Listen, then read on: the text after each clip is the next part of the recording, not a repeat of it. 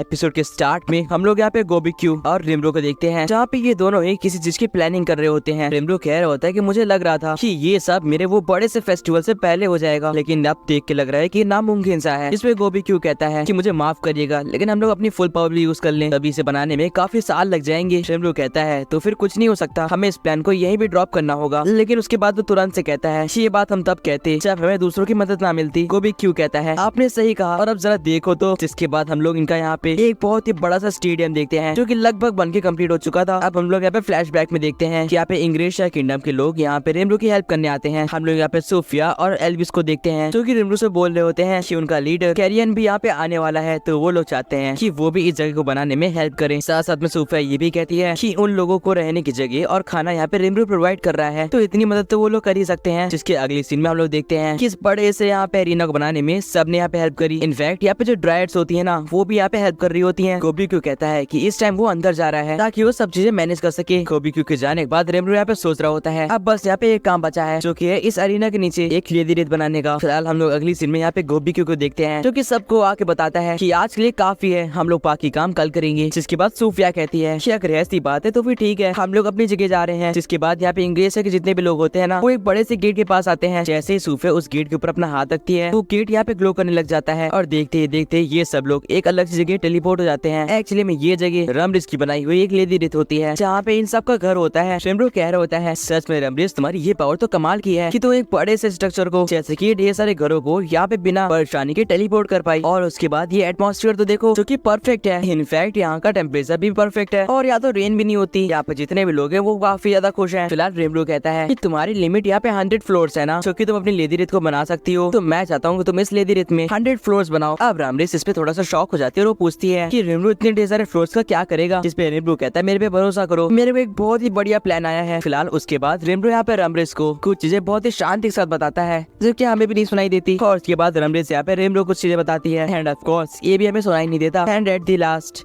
रमरिस कहती कि उसको ये प्लान काफी पसंद आया है, और इसमें वो रिमरो की मदद जरूर करेगी। रिमरो कह रहा होता है चलो ये भी काम हो गया, अब शायद से मुझे कुरोबे के पास आना चाहिए। इसके अगले सीन में रिमरो यहाँ पे कुरोबे के पास आ जाता है, और कुरोबे यहाँ पे रिमरो को ग्रीट करता है। जिसके बाद जैसे ही रिमरो अंदर एंट्री लेता है, वो यहाँ पे काफी ज्यादा स्वॉर्ड्स देखता है, जो कि हाई ग्रेड की होती हैं। कुरोबे बता रहा होता है कि यहाँ पे जितनी भी स्वॉर्ड्स हैं वो काफी पावरफुल है, लेकिन उनके कुछ डिसएडवांटेज भी हैं, तो उन्हें सिर्फ और सिर्फ पावरफुल लोग ही यहाँ पे चला पाएंगे। जिसपे रिमरो बोलता है कि उसकी कोई दिक्कत नहीं है। इसके बाद उसकी नजर एक आर्मर पर जाती है, जो कि सच में काफी पावरफुल लग रहा था। रेफेल में बताती है कि इसका नाम कर्स मेल है, इसको जो भी वियर करेगा ये आर्मर उससे यहाँ पे अपना ऑरा लेगा, या फिर कहो मैजिक्यूल्स। इसका डिसएडवांटेज ये है कि ये हमेशा उसको लेता ही रहेगा, और काफी पॉसिबिलिटीज है कि इसको यहाँ पे यूज करने वाला मैजिक्यूल्स की कमी होते चलते मर ही जाएगा। रिमरो कहता है सच में इन सब में अभी कमियां हैं। जिसके बाद रेफेल बताती है इसका नाम है कर्स स्वॉर्ड, और ये यहाँ पे इसके ओनर से मैजिक्यूल्स को लेके बर्स्ट अटैक को यहाँ पे चैंट करती है, ये इसके ओनर को भी हार्म कर सकता है। रिमरो कहता है सिंपल भाषा में ये सब अभी टेस्टिंग फेज में है, लेकिन तुमने काफी बढ़िया काम करा है कुरोबे, ये सच में कमाल के हैं। जिसपे कुरोबे कहता है उसे ये सुन के खुशी हुई। फिलहाल यहाँ पे रिमरो कह रहा होता है कि जब मैं यहाँ पे डेमन लॉर्ड में इवॉल्व हुआ था, तो तुमको गिफ्ट के तौर पे मास्टर क्राफ्ट की एबिलिटी मिली थी ना, वही एबिलिटी जिससे तुम कुछ भी क्राफ्ट करो वो यहाँ पे रेयर से ज्यादा ही ऊपर के लेवल का होता है। रिमरो इन सबको देख रहा होता है और कह रहा होता है कि यहाँ पे सच में काफी ज्यादा आर्मर्स और स्वॉर्ड्स वगैरह हैं, जो कि रेयर से काफी ज्यादा ऊपर की है। तभी उसका एक प्लान आता है, और रिमरो कहता है इनका मैं काफी अच्छा यूज कर सकता हूँ। वो मन में सोच रहा होता है कि वो जो 100 फ्लोर्स बना रहा है, वहाँ पे काफी ज्यादा एडवेंचर्स तो आने ही वाले हैं, क्योंकि हर फ्लोर पे यहाँ पे अलग अलग मॉन्स्टर्स होने वाले हैं, जो कि हर फ्लोर के लेवल के हिसाब से यहाँ पे डिवाइड होंगे। साथ साथ में क्योंकि यहाँ पे मॉन्स्टर्स होंगे और ये एक टाइप से डंजन होगा, तो आसपास में काफी गिल्ड्स भी बनेंगे, और डंजन के अंदर मैं कुरोबे बनाई यूनिक स्वॉर्ड्स रखूंगा, जो कि वहाँ की ट्रेजर होंगी। सच में अगर ऐसा चला तो मेरा ये डंजन तो काफी ज्यादा फेमस हो जाएगा, और काफी लोग यहाँ पे आएंगे। फिलहाल कुरोबे यहाँ पे बात काटते हुए कहता है कि उसने रिमरो की कही हुई स्वॉर्ड भी तैयार कर दी है। वो बताता है कि ये स्वॉर्ड ना ही टूटेगी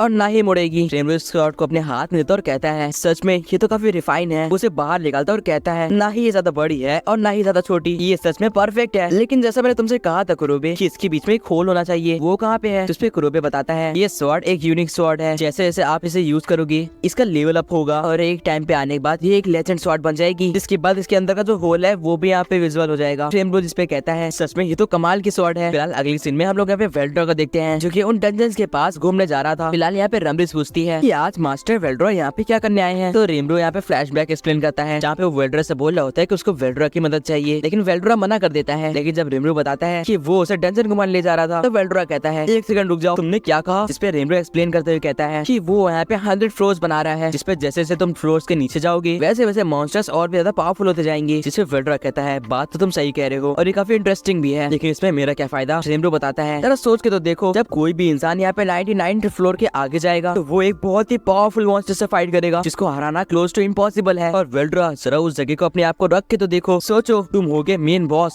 सुन के वेल्ड्रा कहता है मैं सोच रहा हूँ ये तो सच में ऑसम है, क्या तुम चाहते हो कि वो जगह मैं लूं। रिमरो कहता है और इससे बढ़ के तुम मेरे से एक बात की रिक्वेस्ट कर रहे थे ना कि तुम अपना ऑरा रिलीज कर सको, तो ये मेरी गारंटी है तुम वहाँ पे अपना पूरा ऑरा रिलीज कर सकते हो, जितनी तुम्हारी मर्जी हो। जो कि सुन के वेल्ड्रा कहता है ये तो सच में लाजवाब होने वाला है। वो यहाँ पे इमेजिन कर रहा होता है कि वो कैसे यहाँ पे वहाँ पे आने वाले लोगों को डराएगा और उनसे फाइट भी करेगा। वेल्ड्रा कहता है कि वो इन सब के लिए तैयार है, लेकिन उससे पहले वो इन डंजन्स में जाके घूमना चाहेगा। जिसके बाद हम लोग यहाँ पे प्रेजेंट में आते हैं जहाँ पे रिमरो बोल रहा होता है तो कुछ इस तरह से मैंने वेल्ड्रा को यहाँ पे आने के लिए मनाया है। फिलहाल रमरिस कह रही होती है कि अगर वेल्ड्रा अपना डेंस ऑरा को रिलीज करेगा तो काफी ज्यादा हाई लेवल मॉन्स्टर्स यहाँ पे स्पॉन हो जाएंगे और हम जितने ही वेल्ड्रा के करीब जाते जाएंगे उतने ही मॉन्स्टर्स का लेवल बढ़ता जाएगा। रिमरो सच में तुम तो सीनियर्स हो। इस पे रिमरो कहता है ना। फिलहाल वेल्ड्रा को मनाना काफी आसान था, लेकिन इससे हमारा काम हो जाएगा। रमरिस कह रही होती है कि मास्टर वेल्ड्रा को तो पता भी नहीं है कि हम उनको यूज करने वाले हैं। रिमरो तुम सच में कमाल के हो, या फिर कहूँ चलाक। फिलहाल अगले सीन में वेल्ड्रा अपने फ्लोर पे आता है जहाँ पे कुछ नहीं होता है, वो पूरा फ्लोर खाली था। वेल्ड्रा कहता है ये तो बिल्कुल वैसी ही जगह है जहाँ पे मैं 100 साल से ज्यादा के लिए ट्रैप हो रखा था। रमरिस कहते हैं फिक्र मत करो, तुम जैसा चाहो मैं इस फ्लोर को उस तरह डिजाइन कर सकती हूँ। जिसपे रिमरो कहता है तो फिर क्यों ना हम इसके अंदर एक इंटीरियर बनाए जो कि काफी ज्यादा डिजाइनिश होगा। जिसके बाद रमरिस कुछ ऐसा ही करती है और इस पूरी जगह को एक काफी ज्यादा किंगडम वाला लुक दे देती है। रिमरो कहता है काफी अच्छा है, इसी को फाइनल कर दो। जिसके बाद हम लोग देखते हैं कि ये फ्लोर सच में देखने में ऐसा लग रहा था कि किसी मेन बॉस का फ्लोर है। वेल्ड्रा कहता है हाँ बिल्कुल सही रिमरो, ये तो लाजवाब है। फिलहाल वेल्ड्रा पूछता है लेकिन ये डोर यहाँ पे क्या कर रहा है, इसकी उस साइड क्या है। जब रिमरो डोर को खोलता है तो हम लोग देखते हैं कि यहाँ पे आराम करने के लिए सब कुछ होता है। रिमरो बताता है कि जब तुम बोर हो गए तो तुम्हें मांगा तो पढ़नी ही होगी और इसलिए मैंने ये रूम बनाया है जहाँ पे तुम रेस्ट कर सकते हो। और देखो तो जरा यहाँ पे कितनी ज्यादा मांगास की कलेक्शन है। इनको देख के वेल्ड्रा कहता है हाँ बिल्कुल सही, यही मेरी ड्रीम प्लेस है, तो मैं यही रहने वाला हूँ। फिलहाल रमरिस कह रही होती है कि उसको भी कुछ इसी तरह के फर्नीचर चाहिए अपने रूम में, जिसपे रिमरो कहता है जरूर। फिलहाल अगली सीन में मेड्रा, ट्रेनी, रमरिस और वेल्ड्रा ये सब लोग प्लान कर रहे थे कि आगे क्या करना है। रिमरो कह रहा होता है तो इन सब फ्लोर्स को बनाने में यहाँ पे लगभग 1 हफ्ते का टाइम लग गया। रमरिस कहती है और रिमरो पता है क्या, मैंने इनको बहुत ही यूनिक वे में बनाया है। एक्चुअली में इनका यूनिक वे से मतलब ये था कि इनमें सारे फ्लोर्स एक जगह से ऊपर या फिर नीचे हो सकते हैं। ऑफ कोर्स सी बात है मॉन्स्टर्स का लेवल वहीं पे रहेगा, लेकिन फ्लोर्स चेंज होते रहेंगे। ट्रेनी कहती है इससे यहाँ पे एडवेंचर्स काफी ज्यादा एक्साइटेड हो जाएंगे और कभी भी उनको ये जगह